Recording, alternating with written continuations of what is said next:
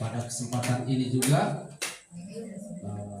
jadi sosialisasi supaya ada sosialisasi, kemudian ada hal-hal yang mungkin kita tanya sehingga memperjelas kaitan dengan materi yang pada malam hari. Jadi sifatnya lebih pada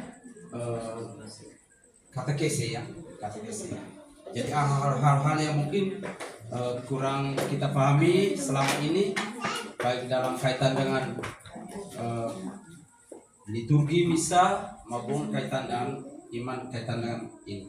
Maka terima kasih kepada lingkungan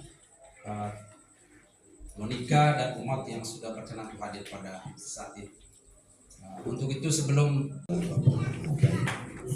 bersyukur dan terima kasih kehadirat Tuhan atas segala perlindungan, segala anugerah dan berkat yang Tuhan berikan kepada kami semua yang hadir pada hari ini, dan juga kepada semua keluarga di rumah kita Monica yang bisa diingatkan. Sudah buka puasa belum? Kok saya belum ya? Apakah di sini bersedia untuk membuka puasa bersama? Kita tahu dan kita mengerti supaya kita memahami sesuatu yang berhubungan dengan iman ini tidak keliru. Pertama, saya ajak kita sekalian untuk memahami, mengerti bagian ini dengan iman. Tidak berarti mengabaikan akal budi, ya. Karena kalau orang bicara sesuatu, betapa pentingnya sosialisasi ini, sehingga bayangkan ada empat halaman ini. Saya biasanya kalau hal-hal begini saya tidak menyiapkan selengkap ini. Biasanya baca saja terus sampaikan. Nah, pertanyaannya mengapa saya mesti siapkan seperti ini? Kami siapkan seperti ini. Pertama, karena betapa penting. Ini menyangkut kehidupan kita saat ini menuju ke kehidupan yang akan datang. Ya. Lalu yang kedua, mengapa mesti disiapkan? Karena ini menyangkut iman yang tidak bisa tidak harus diterima secara baik dan tidak membuat kita keliru memahami. Di tahun 2025 ini dalam Gereja Katolik sedunia itu disebut tahun penuh rahmat, yang sering disebut jubileum itu. Ya. Jadi ini tahun penuh rahmat. Seluruh umat Katolik seluruh dunia pasti di tahun 2025 ini merayakan tahun jubileum dengan mengusung tema peziarah pengharapan. Saya pinjam kacamata dulu, kacamata baca maksudnya. Ini lain, ini kacamata anak-anak. Sedang berada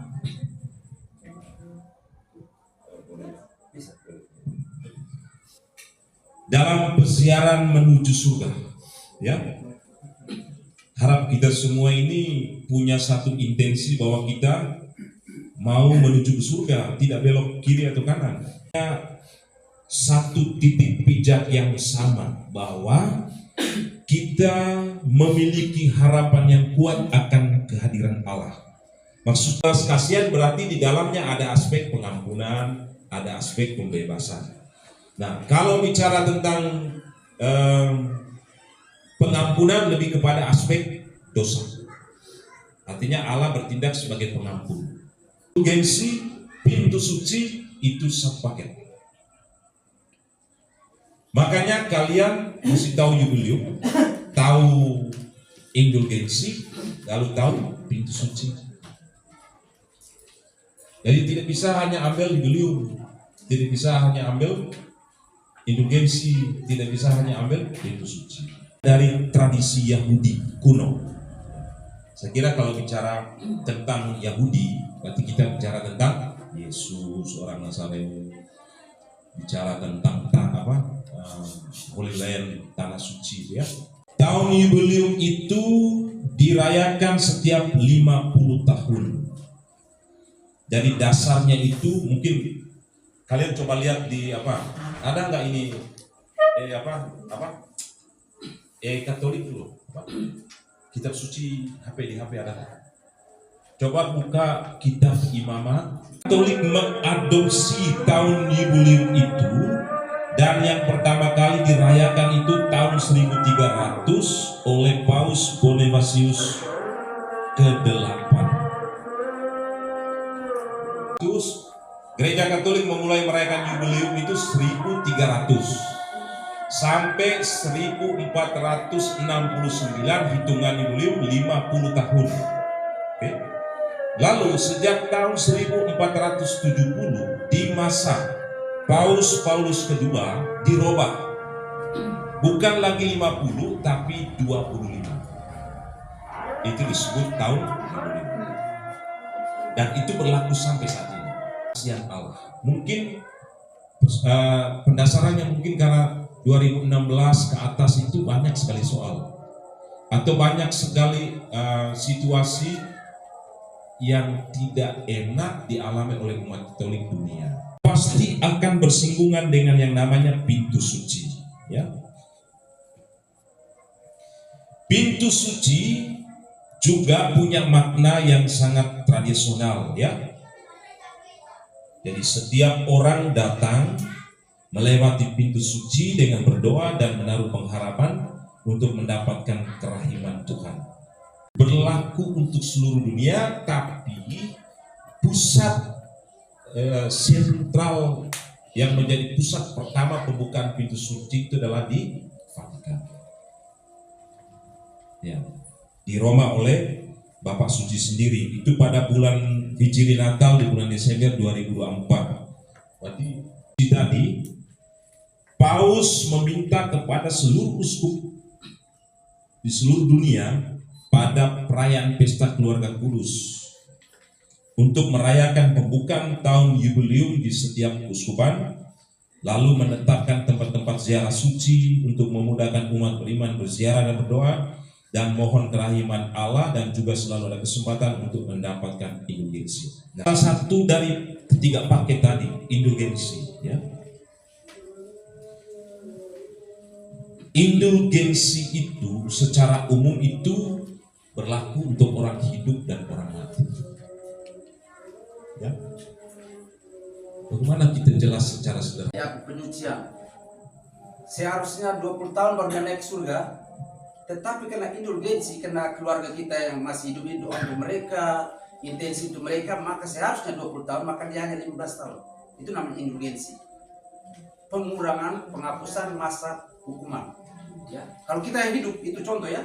Tapi kalau kita yang hidup, misalnya seorang anak dia kurang ajar terhadap bapak mamanya, bapak mama sudah ampuni, tapi sebagai hukuman, oke, saya sudah memaafkan kamu, tapi sekarang sebagai hukuman kamu tidak boleh pegang HP selama 1 minggu.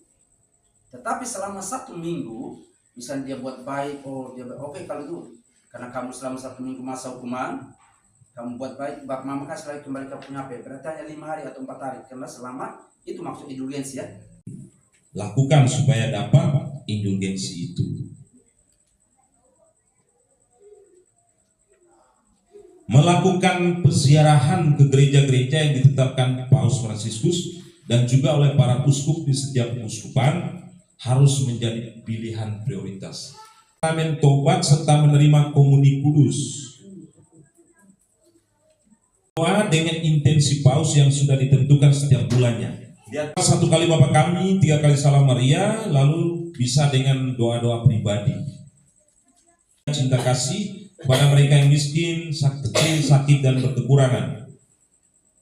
Pertanyaannya begitu, untuk orang sehat dan orang sakit. Tapi syaratnya itu tadi. Jadi kalau orang yang punya punya sesuatu yang tidak memungkinkan dia untuk ke tempat-tempat ziarah tadi, dia bisa dari rumah berdoa di rumah, merayakan Ekaristi, dan selalu mengarahkan hati kepada Allah. Itu perayaan Ekaristi, lalu sakramen tobat, Tidak hanya tunggu Natal Paskah, tapi kapan saja datang minta saja ke pastor, saya mau mengaku dosa. Tidak perlu harus sampaikan saya mau mengaku dosa karena saya mau dapat indulgensi. Tidak. Bagaimana dengan yang akan terjadi di tingkat keuskupan? Uskup sendiri, maksudnya Uskup Denpasar sudah menetapkan beberapa syarat untuk mendapatkan indulgensi penuh dengan mengacu pada apa yang menjadi pokok pikiran dari Bapak Suci. Ada 6 hal penting yang kiranya mampu menjawab kebutuhan itu. Melakukan ziarah ke pintu suci. Waktu yang disiapkan adalah 29 Desember 2024 sampai dengan 28 2025. Jadi tinggal atur. Siapa yang pergi ke sana bisa dalam bentuk pribadi, keluarga, komunitas KBG, lingkungan, biara atau komunitas lain. Jadi, tobat pribadi sepanjang tahun jubileum sebagai syarat memasuki pintu surga, pintu suci. Maksudnya, ya, terutama pada hari Minggu dan hari-hari lainnya. Maka tadi saya bilang, yang istimewa itu adalah kalau hari Minggu biasa kan, itu perayaan kita sering hadir. Tapi maksudnya buat menghadir perayaan Ekaristi itu di luar dari kebiasaan itu. Tindakan amal, ya, membantu, berbelas kasihan. Lalu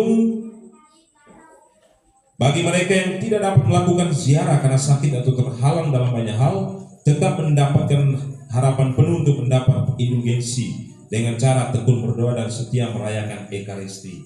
Saya kira itu 6 syarat yang disampaikan Bapak Uskup dengan rujukannya pada apa yang disampaikan, makanya buat seminar, rekoleksi, doa bersama, lalu dengan fokus pada tema tahun jubileum berziarah pengharapan. Untuk pribadi bisa berdoa secara pribadi di rumah, ziarah ke Gua Maria, ya.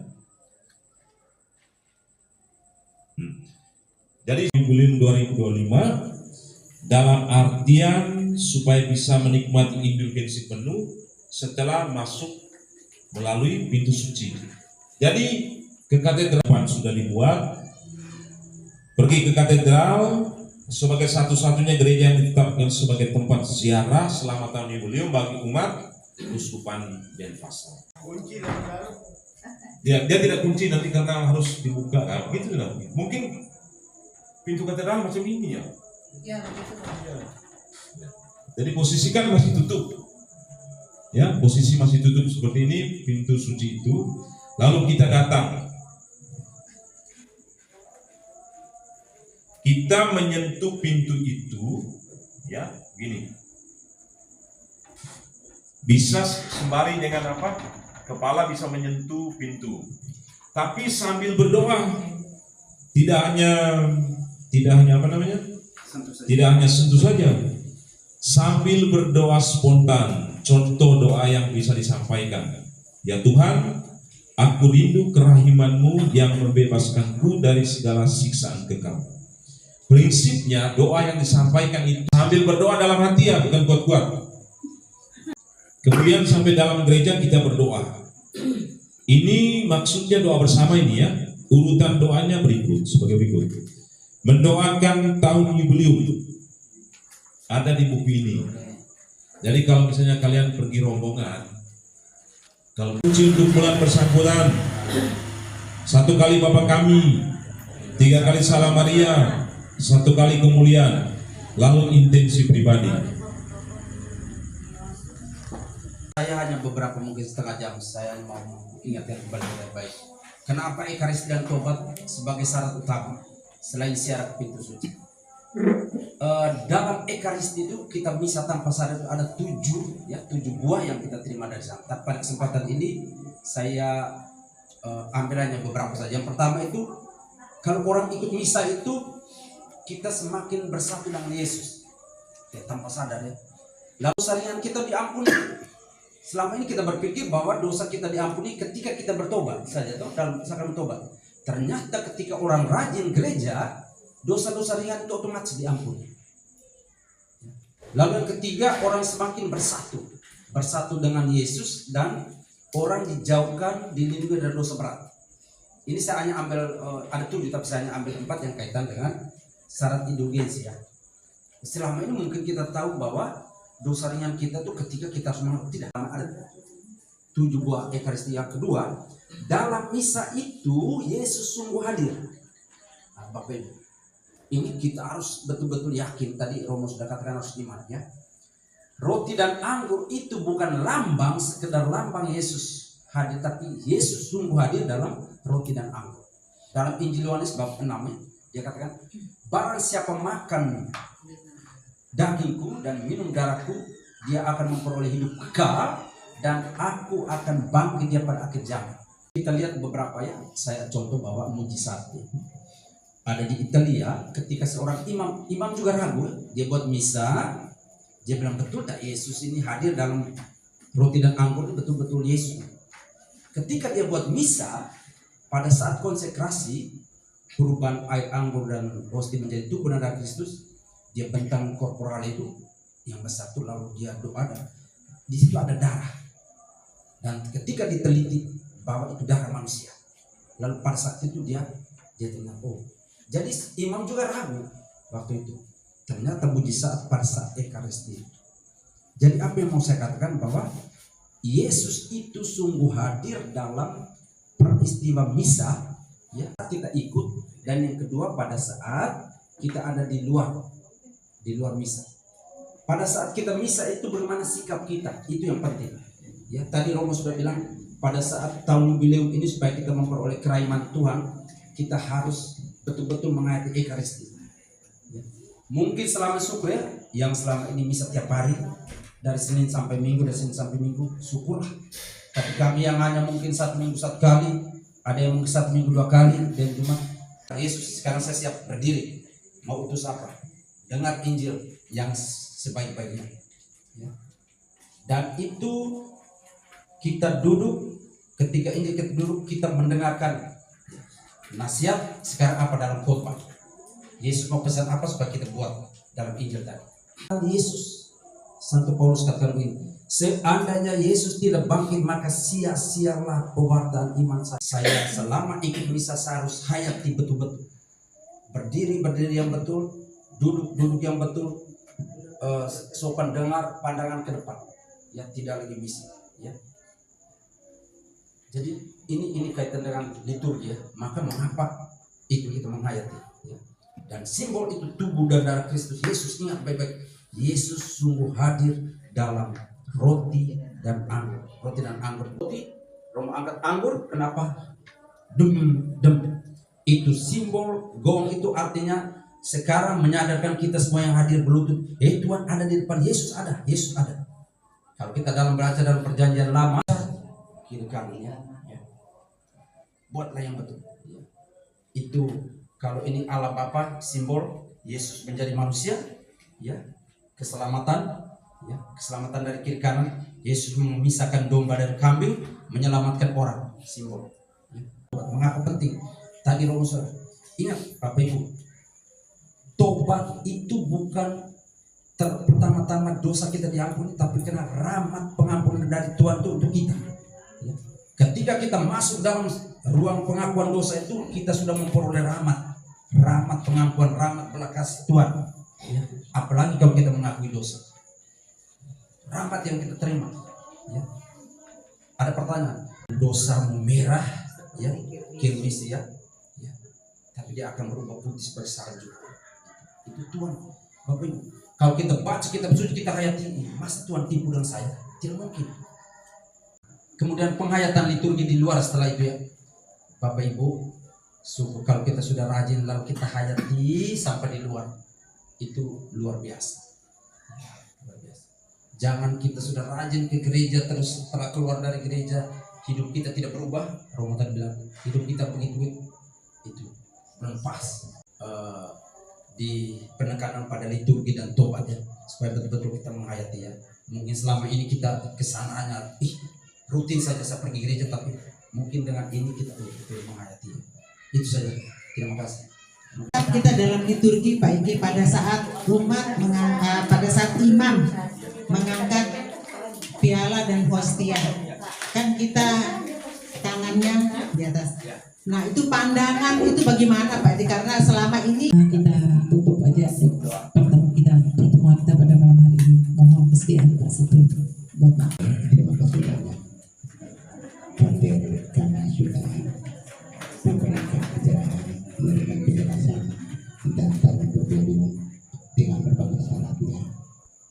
Dan Pak Ike sudah menjelaskan bagaimana sikap